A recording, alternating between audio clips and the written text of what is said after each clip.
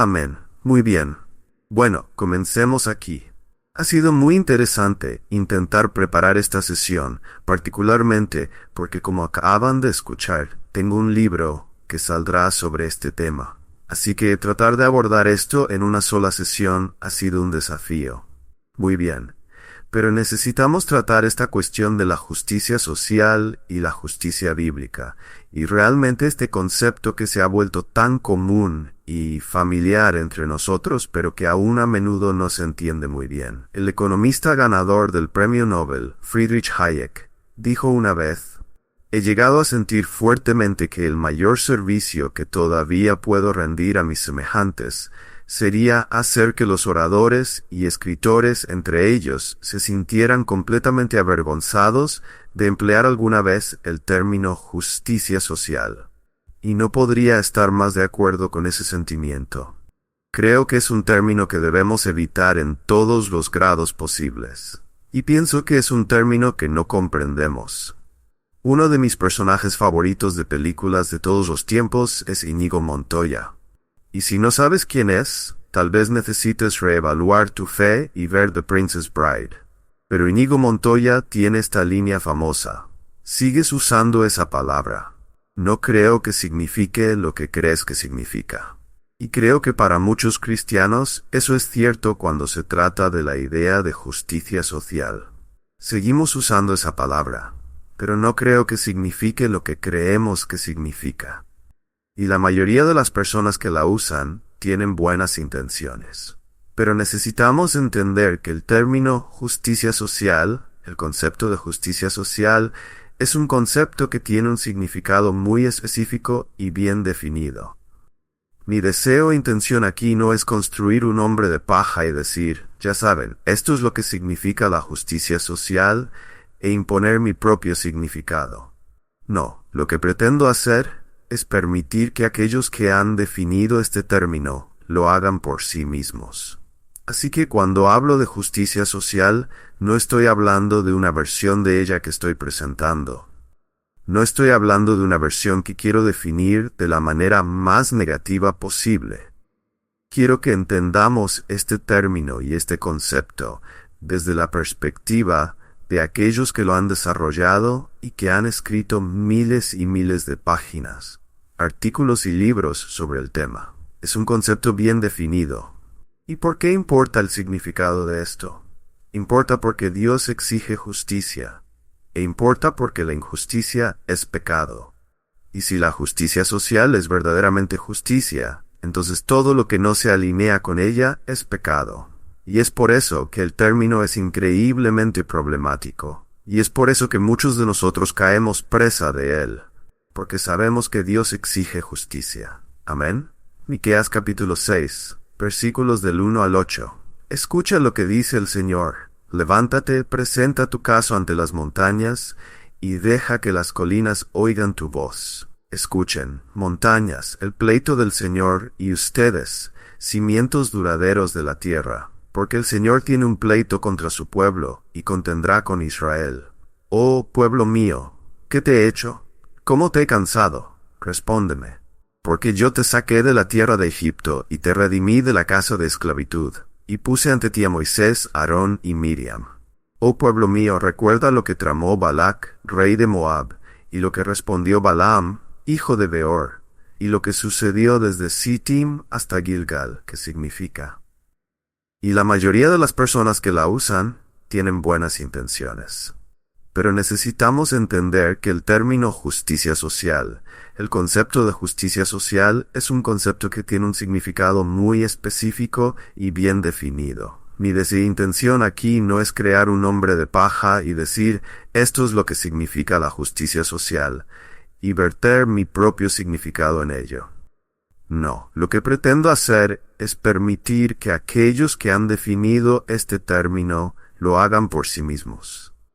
Así que cuando hablo de justicia social, no estoy hablando de una versión de ella que yo presento. No estoy hablando de una versión que quiero definir de manera estrecha y tan negativa como sea posible. Quiero que entendamos este término y este concepto desde la perspectiva de aquellos que lo han desarrollado y que han escrito miles y miles de páginas, artículos y libros sobre el tema. Es un concepto bien definido. ¿Y por qué importa el significado de esto? Importa porque Dios exige justicia. Y importa porque la injusticia es pecado. Y si la justicia social es verdaderamente justicia, entonces cualquier cosa que no se alinee con ella es pecado. Y esta es la razón por la cual el término es increíblemente problemático. Y esta es la razón por la que tantos de nosotros caemos en su trampa, porque sabemos que Dios exige justicia. Amén. Miqueas capítulo 6 versículos 1 al 8.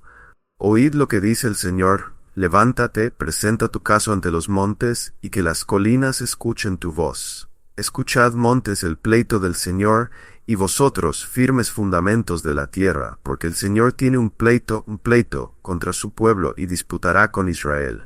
Pueblo mío, ¿qué te he hecho? ¿En qué te he molestado? Respóndeme, pues yo te saqué de la tierra de Egipto, te redimí de la casa de esclavitud, y envié delante de ti a Moisés, a Aarón y Miriam.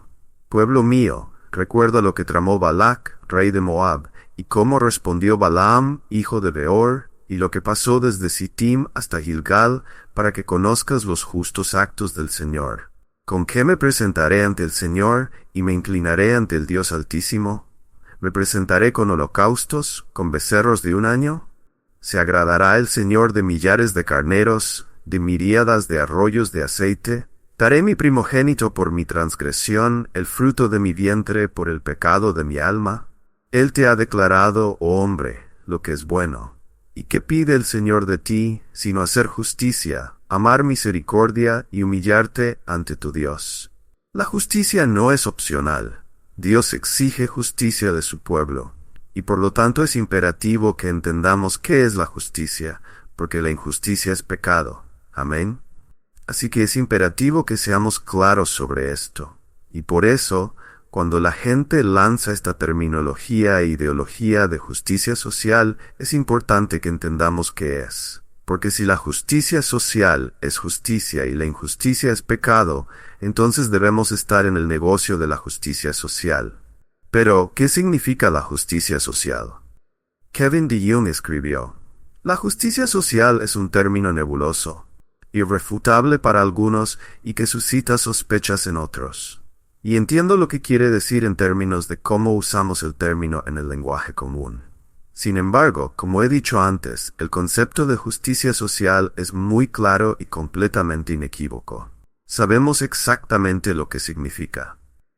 El Oxford Dictionary of the English Language define justicia social como un sustantivo, principalmente en los ámbitos de la política y la filosofía. Justicia a nivel de una sociedad o estado en lo que respecta a la posesión de riqueza, bienes, oportunidades y privilegios. Y luego dice, ver justicia distributiva. Nuevamente, esto no lo digo yo. Esto lo dice el Oxford Dictionary of the English Language, y afirma que la justicia social es justicia distributiva. Es justicia distributiva. Y específicamente en política y filosofía, es justicia a nivel de una sociedad o estado en relación con la posesión de riqueza, bienes, oportunidades y privilegios. Eso es lo que significa justicia social. No es lo que yo digo que significa la justicia social. Es lo que dice el Oxford Dictionary of the English Language. No estoy creando un hombre de paja. Existe mucha literatura académica que describe y define la justicia social. William Young, académico en ciencias sociales, escribe en Social Science and Social Justice, aunque a menudo es un término amorfo. La justicia social ha evolucionado para significar generalmente la redistribución estatal de ventajas y recursos a grupos desfavorecidos para satisfacer sus derechos y lograr la igualdad social y económica. La justicia social es redistribución estatal. Eso es lo que significa la justicia social, redistribución estatal. No es un tema del corazón. Desde una perspectiva bíblica, la justicia es un tema del corazón y una cuestión de la ley de Dios. Amén. Es un tema del corazón y una cuestión de la ley de Dios. Si la ley de Dios dice esto y tú haces aquello, es injusto. Si la ley de Dios dice esto y tu corazón se inclina hacia aquello, es injusto. La justicia social, por definición, no es un tema del corazón, es un asunto del Estado, y se trata de redistribución estatal, y nuevamente redistribución de ventajas y recursos a grupos desfavorecidos. La justicia social no trata de individuos, trata de grupos. Es otra distinción muy importante. No trata de individuos, trata de grupos y los resultados para grupos. En Teaching for Diversity and Social Justice se describe como un análisis de cómo el poder, el privilegio y la opresión impactan nuestra experiencia de nuestras identidades sociales. Permítanme repasar esa frase. Nuevamente, esto es academia. Así que la justicia social es un análisis de cómo el poder, el privilegio y la opresión impactan nuestra experiencia de nuestras identidades sociales, no la realidad de nuestras identidades sociales, sino la experiencia de nuestras identidades sociales. Lo que encontrarás, por cierto, es que en muchas de estas disciplinas académicas no hay mucha academia en absoluto. De hecho, te daré un ejemplo claro de esto. El documento seminal sobre el privilegio blanco es el artículo de Peggy McIntosh de 1989, titulado White Privilege, Unpacking the Invisible Knapsack, ¿verdad?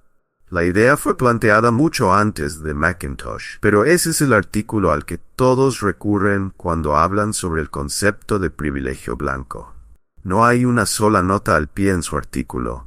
No hay una sola fuente en su artículo. Es puramente observacional.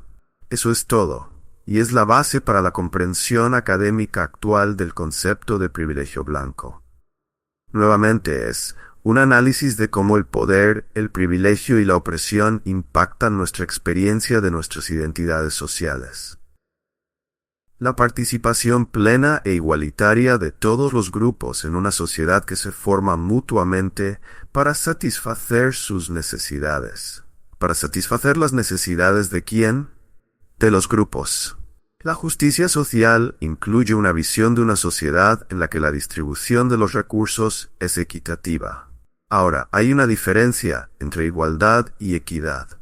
Hablaremos de eso. Y todos los miembros de un espacio, comunidad, institución o sociedad están física y psicológicamente seguros y protegidos.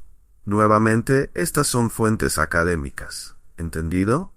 No estoy definiendo la justicia social, estoy permitiendo que estas fuentes definan la justicia social por sí mismas. Aquí hay una advertencia severa sobre la justicia social. Esto proviene de New Discourses, que recomiendo altamente. La justicia social es el término definitivo del caballo de Troya, donde parece significar algo bueno, como la mayoría de las personas lo entienden, una sociedad más justa e igualitaria.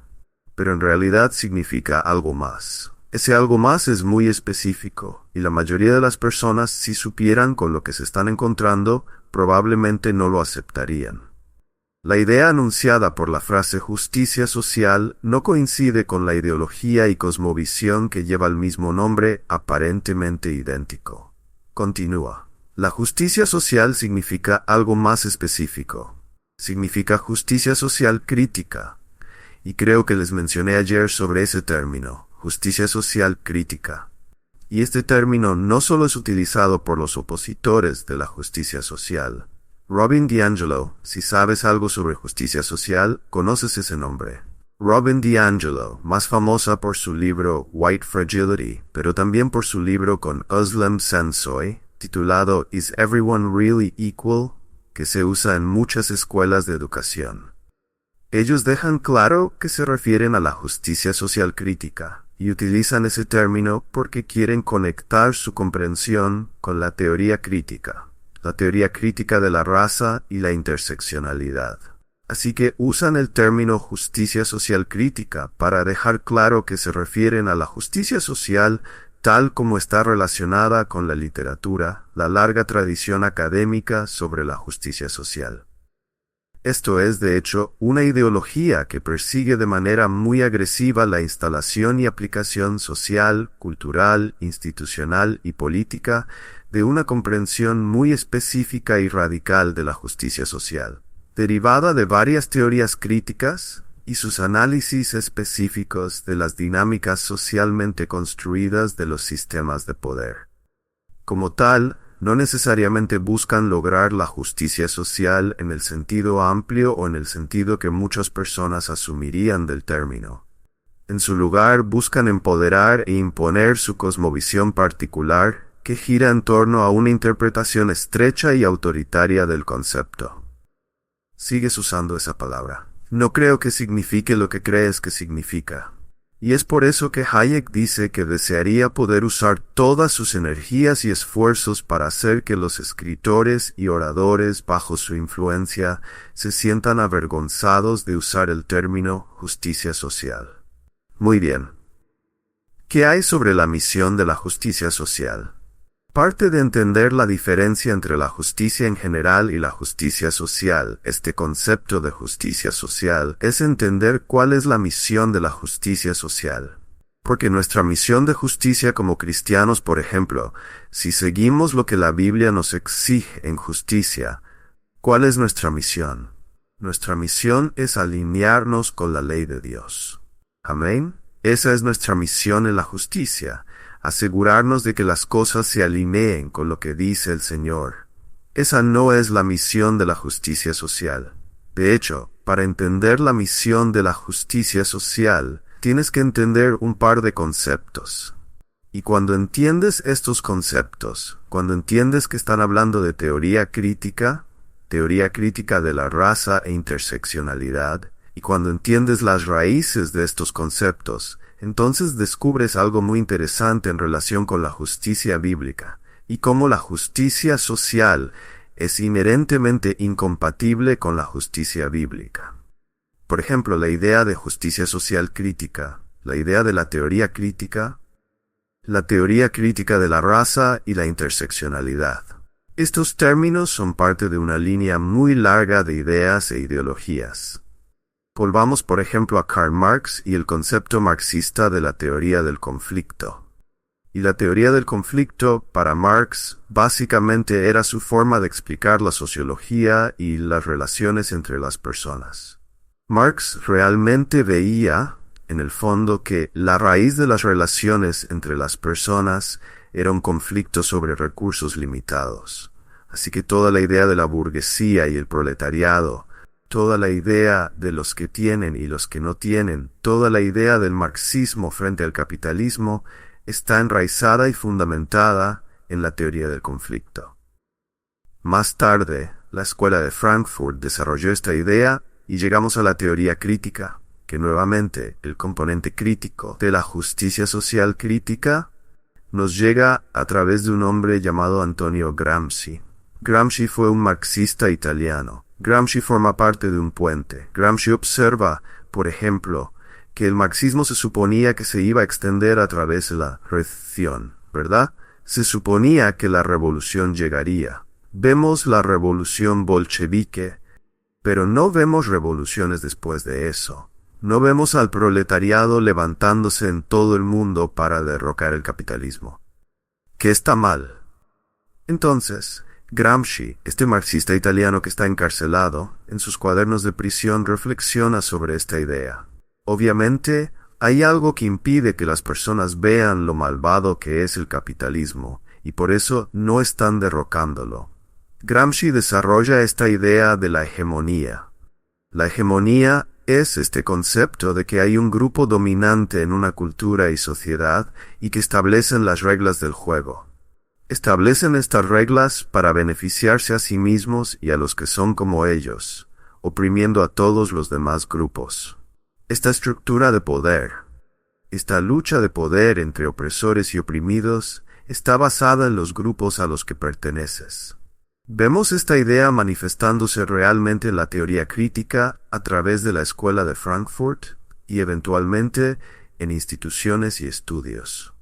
Ahora bien, ¿qué tiene todo esto que ver con la justicia social? Cuando profundizas en la literatura, esto es lo que descubres, que la hegemonía actual, si miramos por ejemplo a Estados Unidos, generalmente cuando pensamos en el paradigma opresor-oprimido, este paradigma muy marxista, Este paradigma que divide al mundo y a toda la realidad en opresores y oprimidos. Muchos dirían que los opresores son los ricos o los blancos. Eso es parte de ello. Pero, según la justicia social crítica, la hegemonía en Estados Unidos, la clase opresora en Estados Unidos es blanca, masculina, heterosexual, cisgénero, físicamente capaz, nacida en el país y cristiana. Ahora bien, hay varios otros factores que también entran en esta lista. La mayoría de la gente ha oído hablar del privilegio blanco y del privilegio masculino. De hecho, McIntosh en su artículo sobre el privilegio blanco aborda este tema desde la perspectiva de los estudios feministas, equiparando el privilegio masculino con el privilegio blanco. La mayoría de la gente ha oído hablar del privilegio blanco y el privilegio masculino, pero no ha oído hablar del privilegio cristiano. Y podrías pensar, el privilegio cristiano es algo que estás inventando. ¿No? Absolutamente no. En la literatura, en Readings for Diversity and Social Justice, por ejemplo, el privilegio cristiano se identifica como una fuente importante de opresión en la cultura occidental en general y en la cultura estadounidense en particular. El privilegio cristiano es tan malo como el privilegio blanco. El cristianismo es el opresor. Entonces, si el cristianismo es el opresor y la justicia social trata de aliviar la opresión, entonces la justicia social debe oponerse ¿a qué? Al cristianismo. Es absolutamente necesario que la justicia social se oponga al cristianismo, porque el cristianismo en esta cultura es un medio importante y para algunos el medio principal de opresión. Muy bien. Continuemos mirando aquí la misión de la justicia social. Esto es de Joe Fading. En mi opinión, la justicia social requiere equidad en los recursos. Ahora bien, la equidad y la igualdad son cosas diferentes. Recordemos que hablamos de esto. La igualdad tiene que ver con que las personas sean vistas y tratadas por igual bajo la ley. Eso es igualdad. Eso no es equidad. La equidad tiene que ver con los resultados.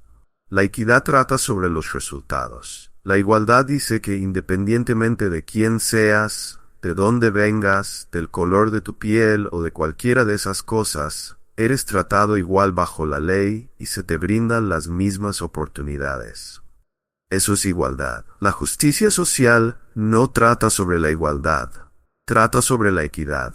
Así que la igualdad diría, vamos a tener exámenes de ingreso y seleccionaremos a los mejores estudiantes. La equidad dice, cuando revisamos nuestros exámenes de ingreso, vemos que terminamos con un grupo de individuos menos representativo. Eso no es equidad. Por lo tanto, debemos seguir añadiendo factores hasta que logremos la equidad, no la igualdad. Por ejemplo, actualmente, tanto Harvard como Yale están siendo demandados debido a sus políticas de admisión. ¿Por qué? Porque esas políticas discriminan contra los asiáticos, ya que las universidades de la Ivy League están notando que tienen demasiados estudiantes asiáticos. Ese es el resultado al que conduce la equidad.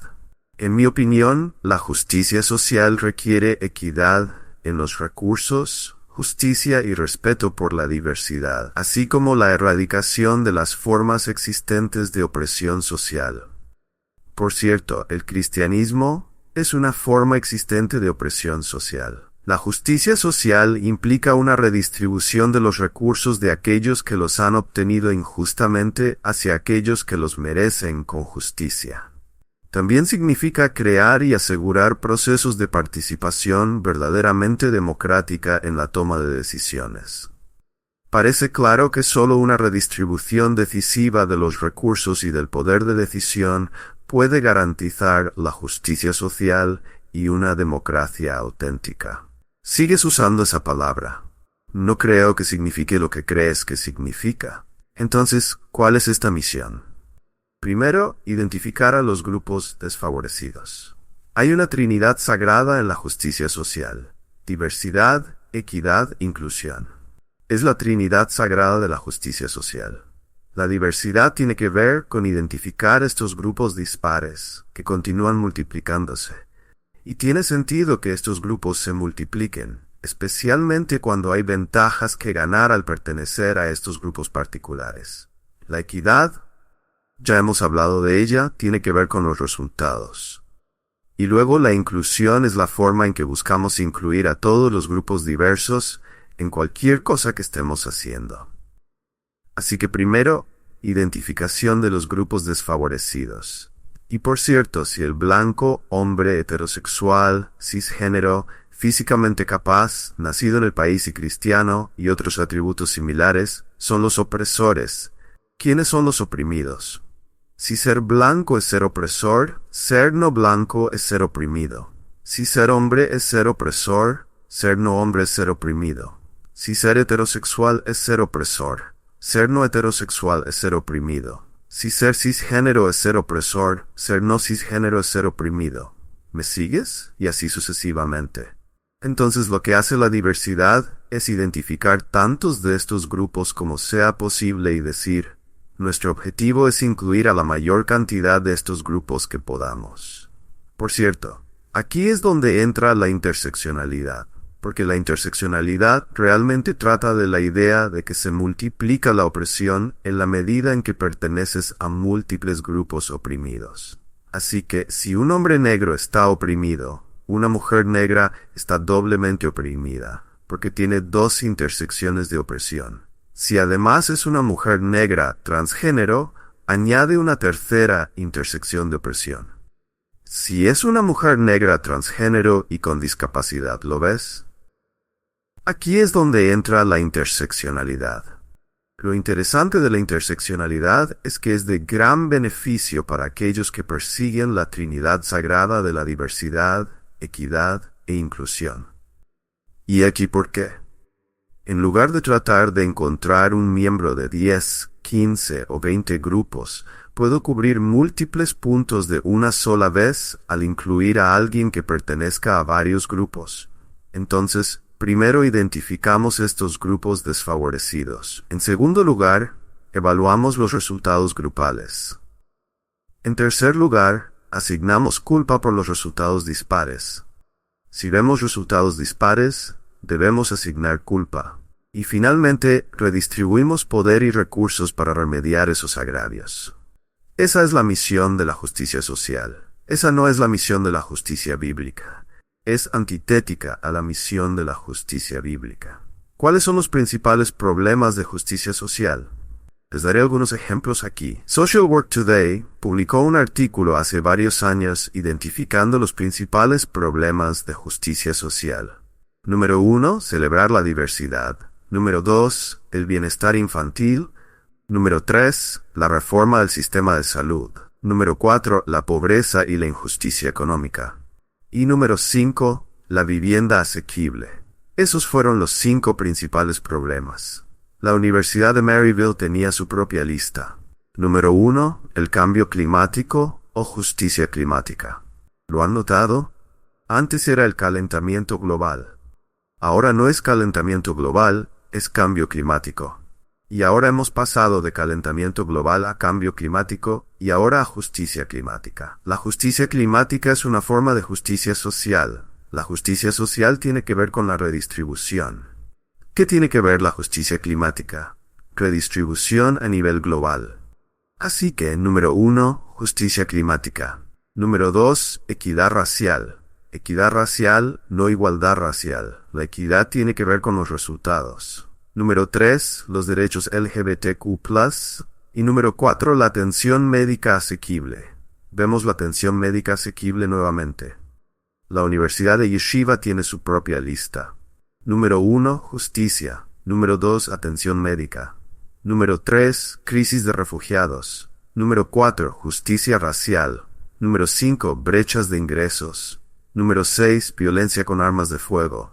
Número 7, hambre e inseguridad alimentaria. Y número 8, equidad. ¿Comienzan a ver un patrón aquí? Education for Justice tiene una lista más larga. Terminaremos con su lista. Nuevamente, para la mayoría de los cristianos, y cuando la mayoría de los cristianos se ven arrastrados al movimiento de justicia social, generalmente piensan en un área y solo en esa área, y piensan en la raza. Piensan en la raza. Como cristianos, amamos a los hermanos. Como cristianos, el racismo es algo horrible para nosotros. Es algo malvado para nosotros. Así que cuando alguien dice que hay problemas relacionados con la raza y la justicia, decimos ¿dónde? ¿Dónde? Señálame la dirección correcta y vamos a luchar. Y el movimiento de justicia social llega y suena inocuo, ¿verdad? Justicia social, justicia racial. Y ¡bam! Aquí vamos. Y nos unimos sin tener idea de que el movimiento de justicia social es como un tren con múltiples vagones. Y hay una locomotora que impulsa el tren. La locomotora que impulsa el tren es la teoría crítica de la raza y la interseccionalidad. Esa es la locomotora que impulsa el tren. Y justo detrás viene la justicia racial, ¿verdad? Y como cristianos decimos no, somos uno en Cristo. No hay lugar para el racismo. Así que nos subimos porque vemos ese vagón. Y luego, justo detrás de ese vagón, viene el vagón LGBTQ+. Y justo detrás de ese vagón viene el vagón de la justicia climática. Y justo detrás de ese vagón vienen todos los demás vagones. Y muchos cristianos piensan que pueden subirse al vagón de la justicia racial sin estar conectados a todos esos otros vagones. Pero no puedes. No puedes. De todos modos, no repasaremos toda la lista. Bueno, sí lo haremos. Education for Justice. Aquí está su lista. Consumismo, pena de muerte, educanocidio, falta de vivienda, trata de personas, inmigración, justicia intergeneracional, acaparamiento de tierras, salud mental, desastres naturales, justicia racial, justicia restaurativa, crisis de abuso sexual en la iglesia, terrorismo, elecciones en los Estados Unidos, agua, cambio climático, hambre, migración, signos de los tiempos, justicia económica, desigualdad, tortura, igualdad de género, interreligión, pobreza en los Estados Unidos, guerra, atención médica, desarrollo sostenible, refugiados, derechos humanos, teología de la liberación, pobreza global, ecología integral y racismo. Y la lista sigue y sigue. En otras palabras, todo es un problema de justicia social. ¿Por qué? Porque la justicia social tiene que ver con la redistribución, hasta que veas equidad, lo que significa que en cualquier lugar donde no haya equidad, no igualdad, sino equidad, hay injusticia. Entonces vas a cualquier área, por ejemplo COVID-19. Miramos las muertes por COVID-19 y vemos que las personas negras y las minorías están muriendo de manera desproporcionada por COVID. Justicia social. Ahí está. Inequidad. Lo vemos. Está ahí. Sabemos que eso es injusticia racial. ¿Cómo lo sabemos? Lo sabemos porque los números no son iguales. Y cada vez que los números no son iguales, la respuesta es injusticia. Porque en un mundo justo, cada enfermedad mataría a las personas en perfecta concordancia con su representación demográfica, sin importar que nada más en la naturaleza funcione así. Amén. No hay ningún lugar en el universo natural donde veas una representación exacta en términos de porcentaje de nada. Punto final. No existe. Por ejemplo, los primogénitos tienen una ventaja sobre los segundos y terceros nacidos, y así sucesivamente. No es equitativo. No es equitativo. ¿Significa eso que hay una injusticia inherente en el orden de nacimiento? Así que aquí hay otra cosa. Cuando nosotros, y voy a tratar de concluir con esto, una de las grandes diferencias es la manera en que el movimiento de justicia social llega a sus conclusiones. Y tiene que llegar a sus conclusiones por la fuerza. Y decimos esto, y parece un hombre de paja o una distracción. Pero no. Primero, esa es una extensión lógica de este argumento. Pero en segundo lugar, no tengo que inventarlo. ¿Conoces el nombre de Ibram X. Kendi? Si conoces la literatura sobre esto, conoces el nombre de Ibram X. Kendi.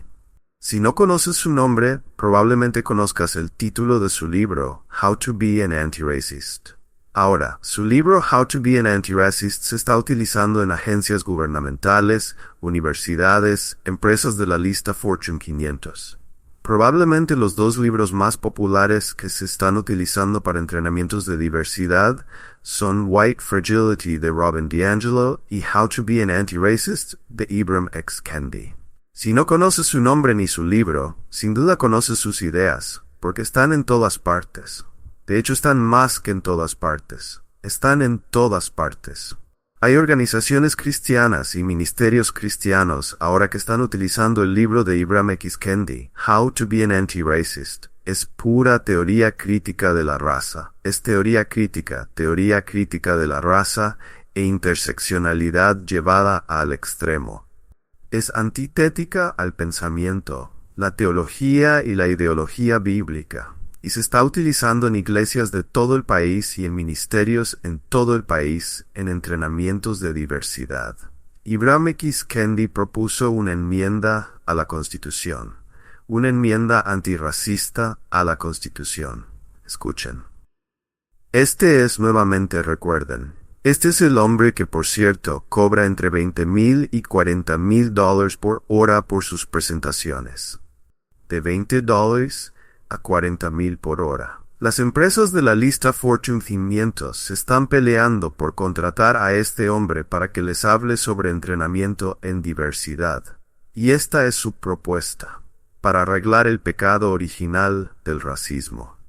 Podemos detenernos ahí un momento. Muchos han dicho, y yo también lo he dicho, que lo llamo el culto al antirracismo. Es una religión. Es una religión. Tienen su propia doctrina, tienen sus propios santos, tienen su propio canon, tienen sus propios sacerdotes, teólogos, y Kendi es uno de los teólogos de este movimiento. Pero fíjense, esta es una enmienda a la Constitución, y comienza con, para arreglar el pecado original del racismo. Hay un libro con ese título, America's Original Sin, de Jim Wallis, el fundador de Sojourners. Jim Wallis argumenta que el racismo es el pecado original de América. Por cierto, el proyecto 1619, probablemente han oído hablar de esto, ¿verdad? Es un proyecto que ganó el premio Pulitzer, aunque es una pieza horrible de historia. ¿De qué trata el proyecto 1619? El proyecto 1619 trata sobre cambiar la fecha fundacional de América o nuestra comprensión de la misma, de 1776 a 1619. Porque si la fundación de América es 1776, entonces está fundada en documentos e ideas bastante buenos. Pero si la fundación se ve como 1619, cuando los primeros esclavos llegaron a América, entonces América está enraizada y fundamentada en el pecado original de la esclavitud y el racismo. Ese es el objetivo del proyecto 1619, en el fondo. Alejarse de la idea de que América está basada en lo que dice que está basada. Para arreglar el pecado original del racismo, los estadounidenses deberían aprobar una enmienda antirracista a la Constitución de los Estados Unidos que consagre dos principios antirracistas. Primero, que la inequidad racial es evidencia de una política racista. Y segundo, que los diferentes grupos raciales son iguales.